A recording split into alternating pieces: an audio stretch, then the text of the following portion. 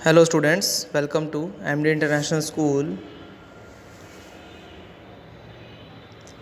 तो आज हम लोग पढ़ेंगे class six social science geography का chapter number 1 the earth in the solar system.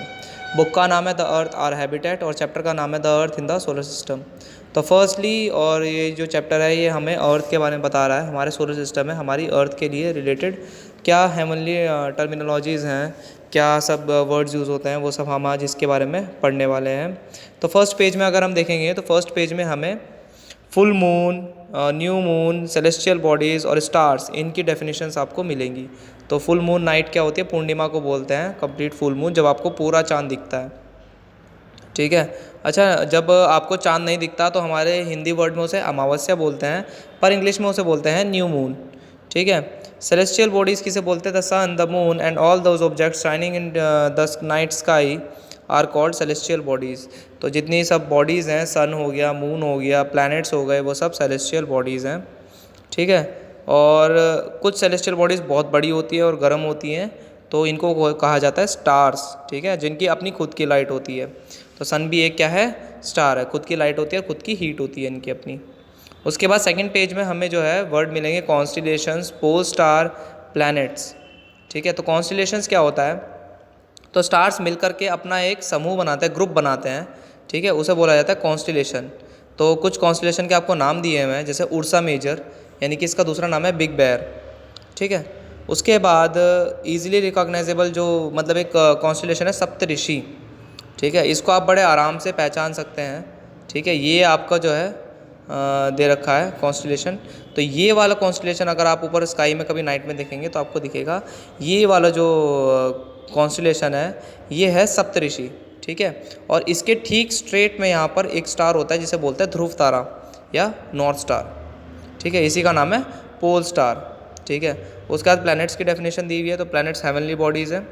ठीक है, और इनकी अपनी हीट और लाइट नहीं होती है, लिखा हुआ है देखिए, some celestial bodies do not have their own heat and light.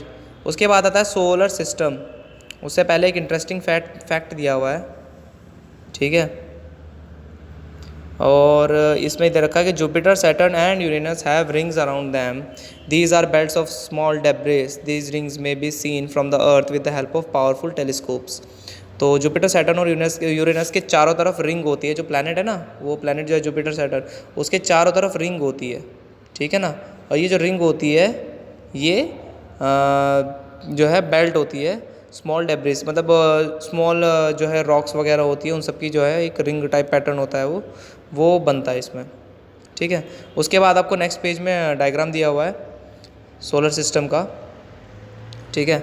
सन के पास के प्लैनेट्स अगर मैं स्टार्टिंग उसको ऑर्डर में बताऊं तो मरकरी, फिर है वीनस, थर्ड पे आता है अर्थ, फिर मार्स, जुपिटर, सैटर्न, यूरेनस और नेपच्यून।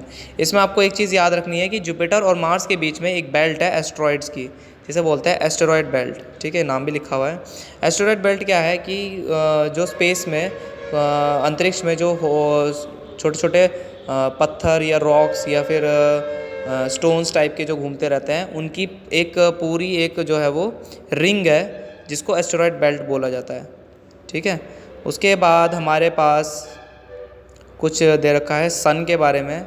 सन जो है अर्थ से कितनी दूर है, डिस्टेंस दे रखा है। ठीक है, वो ultimate source of heat and light है, हमारे पूरा प्लैनेट जो है उससे चलता है। ठीक है।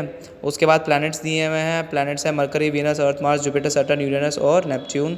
इसको याद करने का एक तरीका भी दे रखा है, my very efficient mother just served us nuts.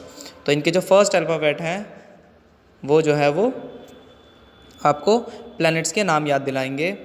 ठीक है। उसके बाद प्लैनेट्स के अंदर दे रखा है ऑर्बिट्स। ऑर्बिट्स क्या होती हैं कि जैसे अभी पिछले हमने देखा था कि प्लैनेट्स एक रिंग में घूमते हैं, सन के चारों तरफ हर एक का अपना एक रास्ता है।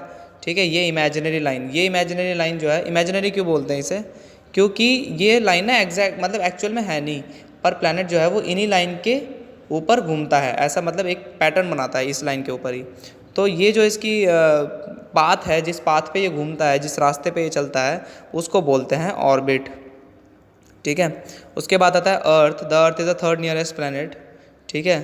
और इसकी जो है शेप जो है वो फिक्स सर्कल नहीं कह सकते हम अर्थ को, क्योंकि it is slightly flattened at the poles पे, यानी कि किनारों पे। जैसे हमारी ये अर्थ है, तो अर्थ का एक हो गया नॉर्थ पोल और एक हो गया साउथ पोल।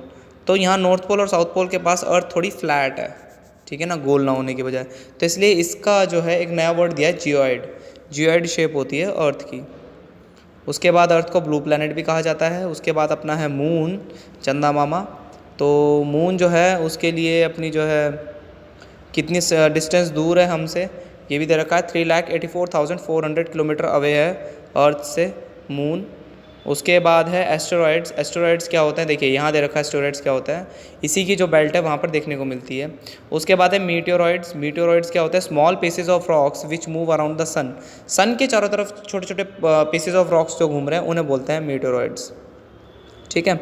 उसके बाद है गैलेक्सी।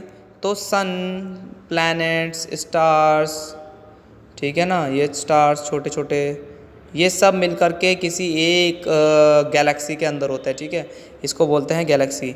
और जिस गैलेक्सी के अंदर हम हैं, हमारा सोलर सिस्टम है, उस गैलेक्सी का नाम है आकाश गंगा। ओके, सो हमारे चैप्टर के अंदर बस इतना ही दिया हुआ है, ठीक है।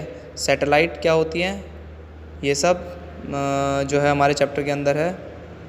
तो बेसिकली हमने जो है अगर रिवाइज करें इसको चैप्टर को, तो बेसिकली हमने देखा पहले moon, full moon, new moon किसे कहते हैं, कॉन्स्टिलेशंस किसे कहते हैं, पोल स्टार किसे कहते हैं, प्लैनेट्स क्या हैं, हमारा सोलर सिस्टम में प्लैनेट्स कौन कौन से हैं, सन, प्लैनेट्स के नाम, अर्थ, फिर अपना मून, ठीक है, और उसके बाद एस्टेरॉयड्स, मीटियोरॉइड्स और गैलेक्सी के बारे में हमने पढ़ा।